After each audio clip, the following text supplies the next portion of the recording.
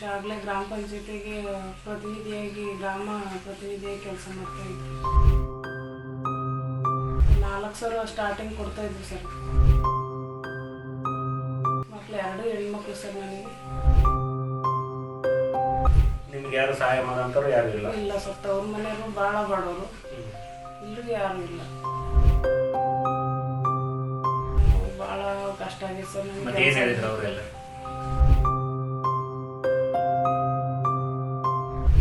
12 ವರ್ಷ ಕೆಲಸ 12 ವರ್ಷ ಕೆಲಸ ಮಾಡಿದ್ವಿ ಸರ್. ಅದರಿಂದ ಏನೂ ಸಿಗಲಿಲ್ಲ ನನಗೆ. ಎಂಥ ಇಲಾಖೆ ಕೆಲಸ ಮಾಡಿದ್ರು ಅಂತ ಭಾಳ ನೋವಾಗಿತ್ತು ಮತ್ತೆ. ನಮಸ್ಕಾರ ವೀಕ್ಷಕರೇ, ವಿದ್ಯುತ್ ವಾಣಿಗೆ ಸ್ವಾಗತ. ನಾನು ಪಲ್ಲವಿ ಭಟ್. ಪ್ರತಿದಿನ ನಾವು ವಿದ್ಯುತ್ಗೆ ಸಂಬಂಧಿಸಿದ ಮಾಹಿತಿಗಳನ್ನ ನೀಡುತ್ತಾ ಬಂದಿದ್ದೇವೆ. ಇಲ್ಲಿ ಕೆಲಸ ಮಾಡುವ ಎಲ್ಲಾ ಕೆಲಸಗಾರರು ತಮ್ಮ ಜೀವದ ಹಂಗನ್ನ ತೊರೆದು ಸಾರ್ವಜನಿಕರಿಗೆ ಉತ್ತಮ ಸೇವೆಯನ್ನ ಒದಗಿಸುತ್ತಾ ಬಂದಿದ್ದಾರೆ. ಆದ್ರೆ ಸಾವು ಯಾವಾಗ ಬರುತ್ತೆ, ಹೇಗೆ ಬರುತ್ತೆ, ಯಾರಿಗೂ ಗೊತ್ತಾಗಲ್ಲ. ದಾವಣಗೆರೆ ಹೊನ್ನಾಳಿ ಉಪವಿಭಾಗ ಸಾಸ್ವೆಹಳ್ಳಿ ಶಾಖೆಯಲ್ಲಿ ಟಿ ನಿಂಗಪ್ಪ ಕ್ಯಾನ್ಸರ್ನಿಂದ ಮರಣವನ್ನ ಹೊಂದಿದ್ರು. ಅವರು ಬಿರಗನಹಳ್ಳಿ ಪಂಚಾಯಿತಿ ಗ್ರಾಮ ವಿದ್ಯುತ್ ಪ್ರತಿನಿಧಿಯಾಗಿ 12 ವರ್ಷ ಸುದೀರ್ಘ ಸೇವೆಯನ್ನ ಕೂಡ ಸಲ್ಲಿಸಿದ್ದಾರೆ. ಅವರ ಅಕಾಲಿಕ ಮರಣ ಆ ಹೊತ್ತು ಕುಟುಂಬವನ್ನ ತುಂಬಾ ಸಂಕಷ್ಟಕ್ಕೆ ಈಗ ಸಿಲುಕಿಸಿದೆ. ಟಿ ನಿಂಗಪ್ಪ ಅವರ ಪತ್ನಿ ನಮ್ಮ ವಿದ್ಯುತ್ ವಾಣಿಗೆ ಕರೆ ಮಾಡಿ ತಮ್ಮ ಕಷ್ಟಗಳನ್ನ ಹೇಳುತ್ತಾ ಕಣ್ಣೀರಿಟ್ಟರು. ಈಗಿನ ಕಾಲದಲ್ಲಿ ಹೆಣ್ಣು ಮಗಳು ಗಂಡ ಇಲ್ಲದೆ ಜೀವನ ನಡೆಸುವುದು ತುಂಬಾ ಕಷ್ಟ.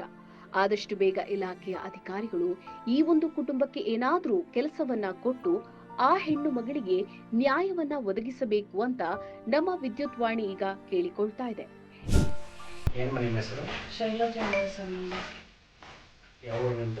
ಶಾಗಲೆ ಸರ್. ಯಾವ ಪಂಚಾಯತಿ ಬರ್ತದೆ? ಅದು ಶಾಗಲೆ ಪಂಚಾಯತಿ ಬರುತ್ತೆ ಸರ್. ನಿಮ್ಮ ಮನೆಯವರು?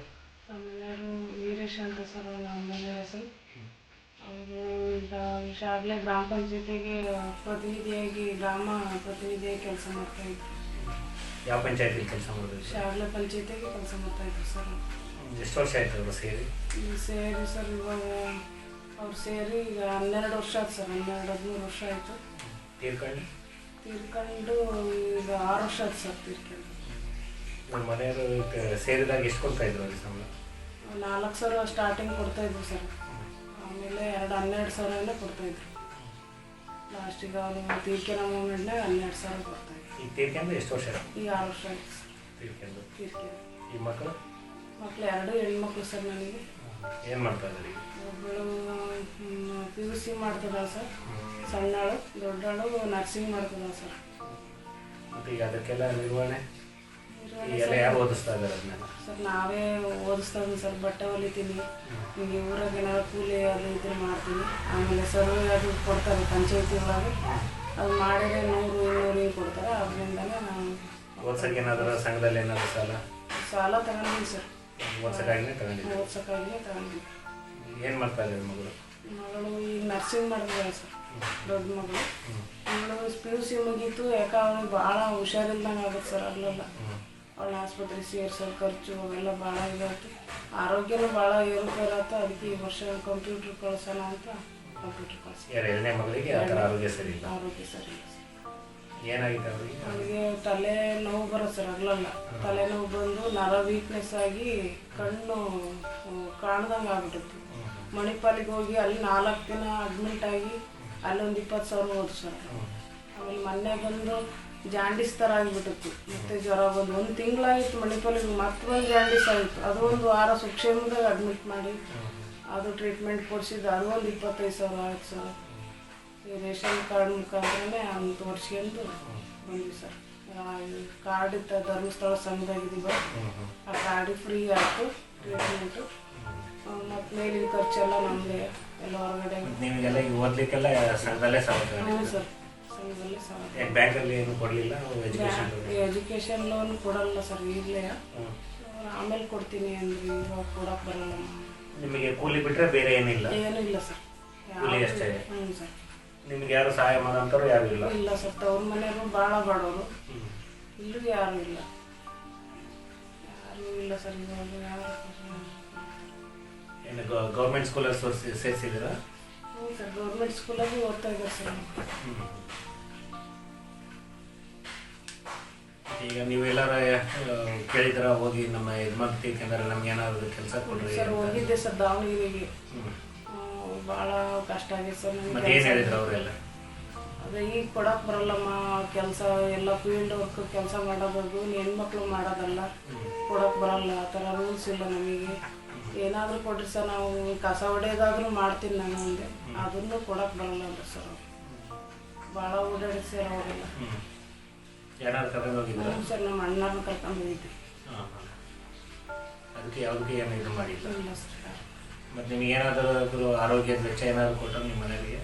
ಇಲ್ಲ ಸರ್, ಏನು ಕೊಟ್ಟಿಲ್ಲ ಸರ್. ಏನಾಗಿ ತೀರ್ಕೊಂಡ್ರು ನಿಮ್ಮ ಮನೆಯವರು? ಇದು ಸರ್ ಕ್ಯಾನ್ಸರ್ ಥರ ಆಗಿತ್ತು ಸರ್, ಕ್ಯಾನ್ಸರ್.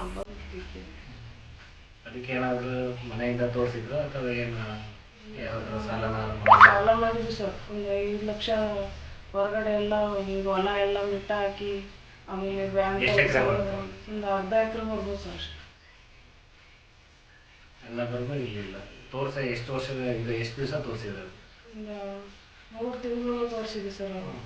3 ತಿಂಗಳು SSನೇ ತೋರಿಸಿದ್ವಿ. ಆಮೇಲೆ ಲಾಸ್ಟಿಗೆ ಎಣ್ಣೆ ಕೋಯಿ ಕರ್ಕೊಂಡ್ಬಿಟ್ವಿ. ಎಣ್ಣೆ ಕೋಯಿ ಕರ್ಕೊಂಡಾಗ ಅಲ್ಲಿ ಒಂದು ತಿಂಗಳು ಅಡ್ಮಿಟ್ ಮಾಡಿದ್ವಿ. ಲಾಸ್ಟಿಗೆ ಮೇ 25ನೇ ತಾರೀಕು 2017 ತಿಳ್ಕೊಂಡಿದ್ವಿ. 12 ವರ್ಷ ಕೆಲಸ ಮಾಡಿದ್ವಿ ಸರ್. ಅದರಿಂದ ಏನೂ ಸಿಗಲಿಲ್ಲ ನನಗೆ, ಏನೋ ಅವ್ರಿಗೆ ಸಹಾಯನೂ ಸಿಗಲಿಲ್ಲ. ಅವ್ರ ಮಕ್ಳಿಗಾರ ಒಂದು ಹೆಲ್ಪ್ ಮಾಡೋ ಅಂಥ ಅವಕಾಶನೂ ಇಲ್ಲ. ಎಂಥ ಇಲಾಖೆ ಕೆಲಸ ಮಾಡಿದ್ರು ಅಂತ ಭಾಳ ನೋವಾಗೈತೆ. ಮತ್ತು ಅದಾಗಿ ಈ ಹೆಂಡತಿ ಮಕ್ಕಳು ಯಾವ ಥರ ಜೀವನ ಮಾಡೋಕೆ ನಾವು ಅನ್ನೋದೇ ಗೊತ್ತಾಗ್ತಾ ಇಲ್ಲ.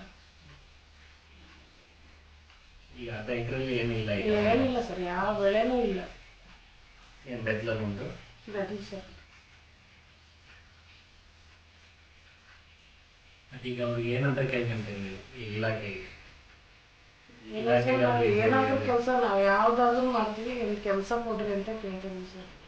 ಇಲ್ಲಾಂದ್ರೆ ನಾವು ಪರಿಹಾರನಾರ ಕೊಡ್ಬೇಕಲ್ಲ ಸರ್. ಅವ್ರು ತೀರ್ಕೊಂಡು ಇಷ್ಟು ಅಂತ ಪರಿಹಾರನಾರ ಕೊಡಬೇಕು, ಇಲ್ಲ ಕೆಲಸನಾರ ಕೊಡ್ಬೇಕು. ಎರಡೂ ಇಲ್ಲ ಅಂದರೆ ಹೆಂಗೆ ಜೀವನ ಮಾಡ್ಬೇಕು ಸರ್ ನಾವು?